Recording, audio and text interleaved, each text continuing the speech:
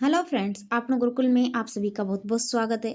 Friends, आज की video में हम बाल विकास एवं शिक्षा शास्त्र के जो रीट एग्जाम में पूछे जाने वाले क्वेश्चन, जिसमें हम बाल विकास के सामान्य वर्गीकरण को समझेंगे। गर्भावस्था यानी गर्भ से जन्म तक, शेषावस्था 0 से 5, बाल्यावस्था 6 से 12 वर्ष की होती है, किशोरावस्था में 13 से 18 वर्ष और प्रौढ़ावस्था 19 वर्ष के बाद तक।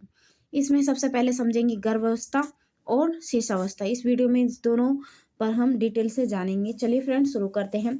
गर्भावस्था यानी गर्भावस्था में क्या होता है? गर्भधारण से जन्म तक की गर्भावस्था को 3 चरणों में बांटा गया है। वो कौन कौन से चरण हैं? पहले चरण को समझते हैं, बीजावस्था यानी डिंबावस्था, रोपावस्था। ये वाली जो अवस्था होती है, ये 3 चरणों में है गर्भावस्था की।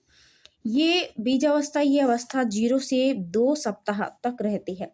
इस अवस्था में बालक की आकृति एक बीज के समान होती है और अंडानुमान होती है, यानी एक छोटे अंडे के समान होती है। इस युक्ता यानी ज्यूगोटा कहते हैं। युक्त नामक पदार्थ को बालक आहार के रूप में ग्रहण करता है।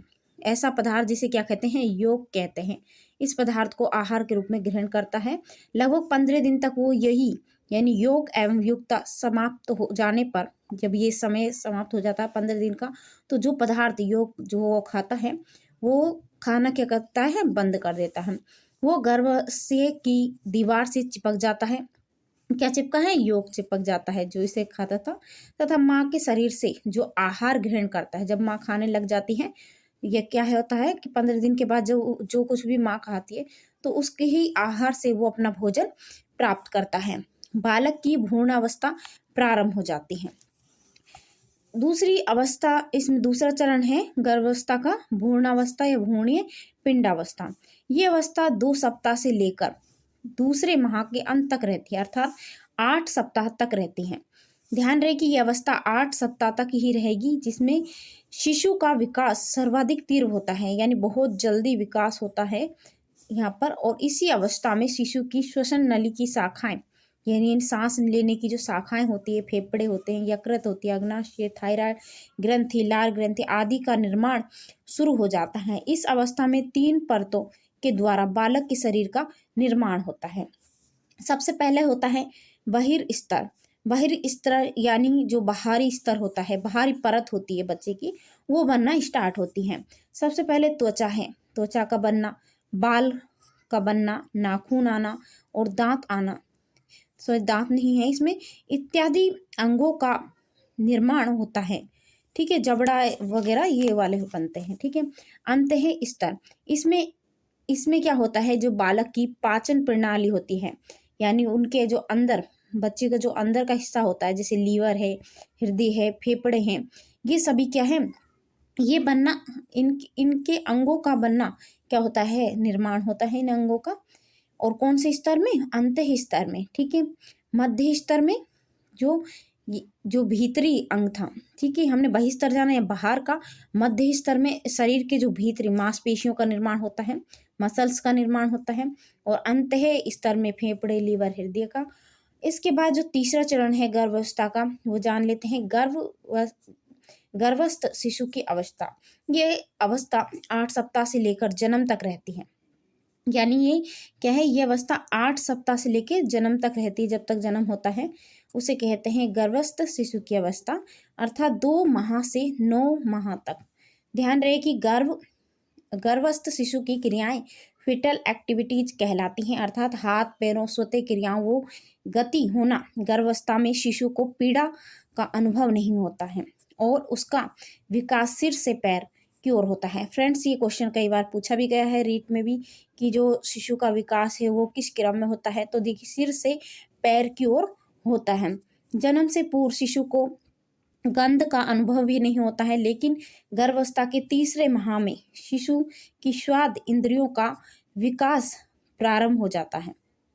शिशु भी क्या है? जो जो भी माँ खाती है उसका क्या है? स्वाद लेने लगता है। इसके बाद गर्भावस्था की अवधि सामान्यतः 270 से 280 दिन, यानी 40 सप्ताह, या कहें कि 9 माह या 10 दिन की होती है। 9 माह 10 दिन की होती है गर्भावस्था।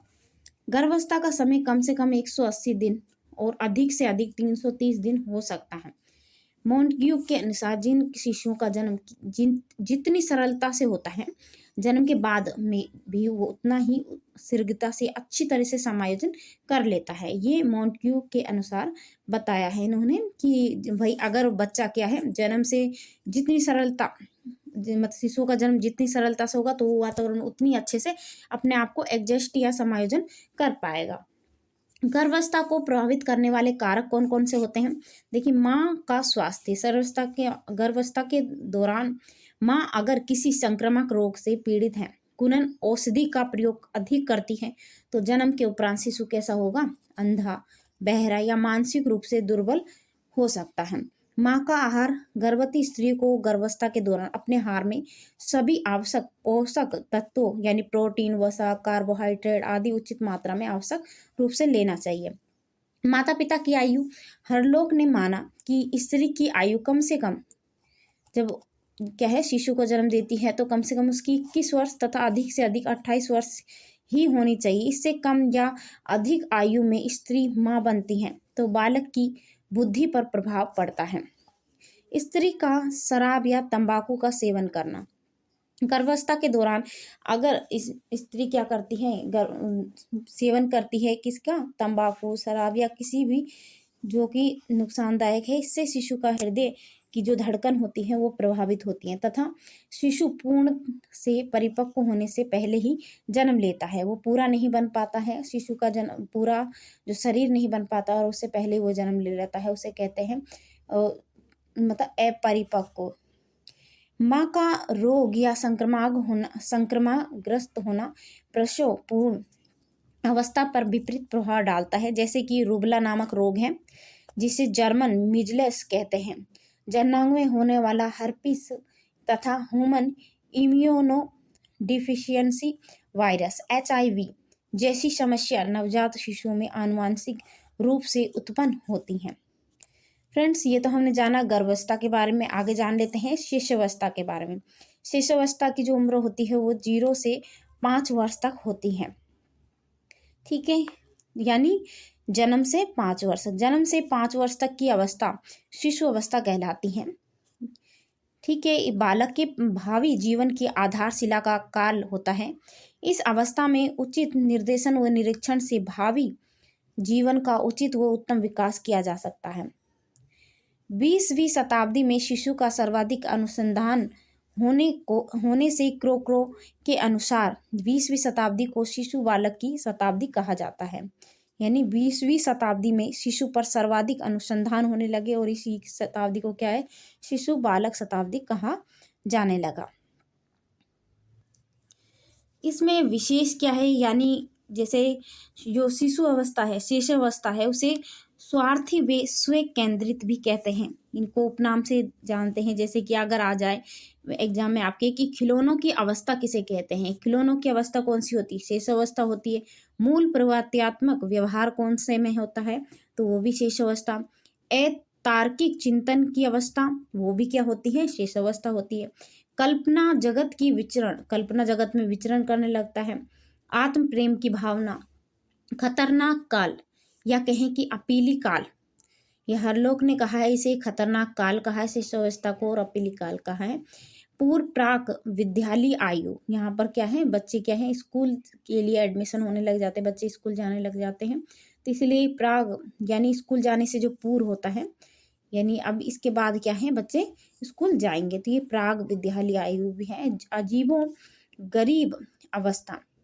बक्की अवस्था क्या है, क्यों है ये अवस्था? ऐसी अवस्था या क्या है, शेष अवस्था। नामकरण विस्फोट की अवस्था, नामकरण के विस्फोट की अवस्था। इस समय क्या होता है, बहुत सारे एडमिशन प्रारंभ होता है स्कूलों में, इसलिए नामकरण विस्फोट की अवस्था कहा है प्याजे के अनुसार। संस्कारों के निर्माण की आयु भी कहा है शेष अवस्था को। बादशाह की अवस्था कहा है। जीवन का सबसे महत्वपूर्ण काल कौन सा होता है? शेष अवस्था होता है। जन्म से 5 वर्ष का होता है। नैतिकता का अभाव। सीखने का आदर्श काल, सीखने का आदर्श काल कौन सा होता है? शेष अवस्था काल होता है। ये वैलेंटाइन के द्वारा कहा गया है। भावी जीवन की आधारशिला। अनुकरण द्वारा सीखने की अवस्था, बच्चा देख देख के क्या है इस अवस्था में सीखता है। क्षणिक संवेग की अवस्था, सीखने का स्वर्ण काल, सामाजिक भावना का अभाव, उत्तम शिक्षण विधियां, किंडर गार्डन, खेल व मोंटेस्क्यू विधि। इसमें इसी में कहा गया है शिशुअवस्था में शारीरिक यानी बालकों का सर्वाधिक शारीरिक विकास इसी अवस्था में होता है। बालक विकास की गति सर्वाधिक होती है। सिगमंड फ्राइड के अनुसार जो शिशुअवस्था होती है उसमें काम प्रवृत्ति होती है। जन्म के 30 घंटे तक शिशु की नेत्र इंद्रियां कार्य नहीं करती हैं, यानी वो 30 घंटे तक जब जन्म लेता है तो वो देख नहीं पाता है। ठीक है, कितने घंटे? 30 घंटे तक। प्रसिद्ध दार्शनिक रूसो का मानना है कि बालक के हाथ, पैर व नेत्र उसके प्रारंभिक शिक्षक होते हैं। जन्म के समय शिशु में कोई संवेग नहीं होता है, वो केवल उत्तेजना अनुभव करता है। शिशुअवस्था में बालक में अधिकांश संवेग विकसित हो जाते हैं, लेकिन शिशुअवस्था जैसे ही आती है उसमें क्या है, बहुत सारे जो संवेग होते हैं विकसित होते हैं, लेकिन इस अवस्था में बालक में भय संवेग सर्वाधिक सक्रिय होता है। उदाहरण द्वारा समझाया गया है। देखिए, बालक को जैसा सिखाएंगे वैसा ही सीखेगा। जैसे कि एक परिवार में बहुत सदस्य होते हैं, वो वैसा ही करेगा चाहे वो सही हो या गलत हो। ठीक है, इसे कहते हैं अनुकरण की प्रवृत्ति। घर पर किसी के आने पर भी अगर उसे रोना है तो वो रोएगा ही और अपनी माँ की गोद में किसी अन्य बच्चे को नहीं बैठने देगा। अर्थात नैतिकता का भाव नहीं होता है कि कोई रिश्तेदार आया उसके सामने हाँ चुप रहना है, एक जगह बैठना है, तो वो बच्चा क्या है, रोएगा तो भाई उसे तो रोना ही है। और अगर अपनी माँ की गोद में अगर किसी बच्चे को देख लिया तो क्या है, वो रोने लगता है। तो यही होता है नैतिकता का भाव उनके अंदर क्या है, बच्चों के अंदर नहीं होता है। ये शिशुअवस्था होते हैं।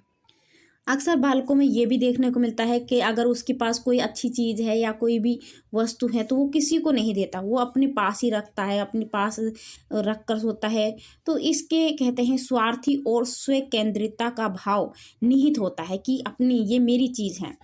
इसके बाद बालकों की में जो कल्पना की शक्ति होती है वो होती है कल्पना में खोया रहता है। परियों, जादूगरों, कल्पनाओं की कहानियां सुनते रहता है कि काश मेरे पास भी एक परी हो, वो जादू करे और मेरी भी सारी इच्छाएं क्या है, पूरी हो जाए। इसलिए कहा गया है कि जो शिशुअवस्था को कल्पना जगत का विचरण करना।